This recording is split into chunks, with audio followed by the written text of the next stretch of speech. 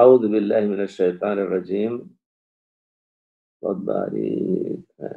من نفخہ ونفثہ وحمزہ۔ اس دعا کی تفصیلی شرح کریں شیخ نفخ حمز کی تفصیل بیان کریں۔ نفخ کے معنی پھونکنا، نفخ کے معنی ایسے آپ پھونکیں جس میں تھوک کا کوئی اثر نہ ہو تو اس کو نفخ کہتے ہیں، لیکن نفخ جس میں تھوک کا بھی اثر ہو۔ اور حمز کے معنی شیطان کا چونکا لگانا، اچانک کوئی چیز آئی، غلط چیز کی طرف دل ابھرا، یہ شیطان کی طرف سے چونکا ہوتا ہے۔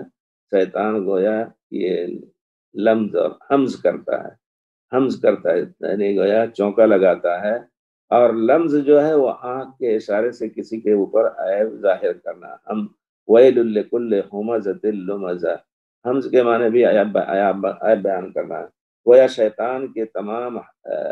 ایذا سے میں تیری پناہ مانگتا ہوں۔ نفس شیطان، بعض روایتوں میں آیا ہے، وہ روایت میں یقین نہیں کہ وہ صحیح ہے، لیکن مجھے لگتا ہے کہ میں نے کہیں کبھی دیکھا تھا اس کے بارے میں کہ حضرت ایوب علیہ السلام کو اللہ تعالیٰ نے بہت کچھ دے رکھا تھا، بہت خوش تھے، تو شیطان یہ کہتا تھا کہ یہ حضرت ایوب اللہ کی عبادت اس وجہ سے کر رہے ہیں کہ اللہ نے تمام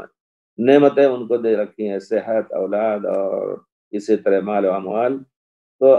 آ کر کے اس نے ان کے ناک میں پھونک ماری جس سے پورا جسم آبلا ہو گیا۔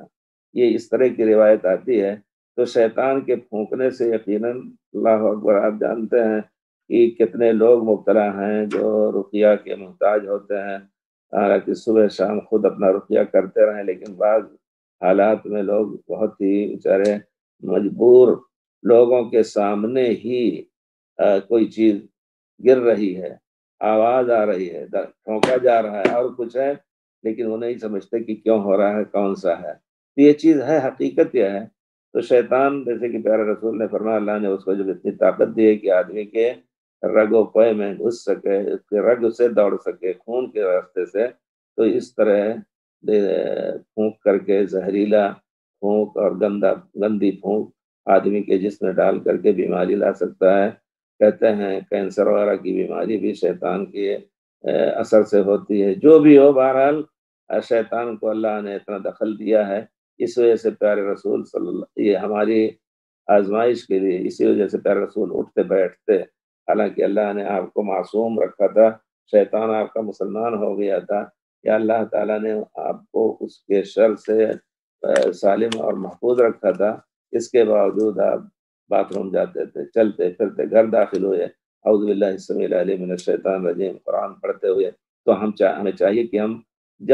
جس قدر حرکت کر رہے ہیں، ہر حرکت کو بسم اللہ اعوذ باللہ من الشیطان الرجیم۔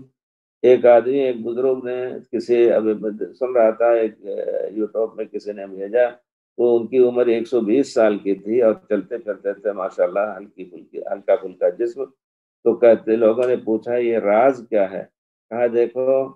کوئی غلط چیز نہ کھاؤ، بیڑی سگریٹ اور شراب کباب یہ سب نہیں، البتہ جو چیز بھی حلال کھاؤ وہ بسم اللہ کر کے کھاؤ۔ یہ اس کی تاکید تھی، سبحان اللہ، کہتا ہے بسم اللہ کر کے کھاؤ تاکہ شیطان شریک نہ ہو سکے، اور شیطان یقیناً جب شریک ہوتا ہے، جیسا کہ حدیث شریف میں ہے، شیطان جب بسم اللہ کر کے نہ شروع کرو تو شیطان بھی آ کے بیٹھ کے کھاتا ہے، اور ظاہر بات ہے وہ کھائے گا بھی، اور آپ کو آپ کے کھانے میں غلط زہر بھی ڈالے گا۔ جی، اعوذ باللہ من الشیطان الرجیم،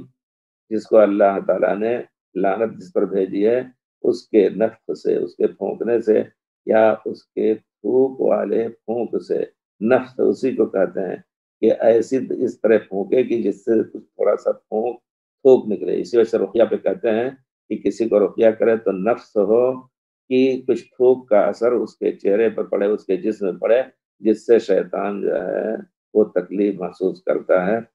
ہم شیطان کے چونکے لگانے سے، یا شیطان ہمیں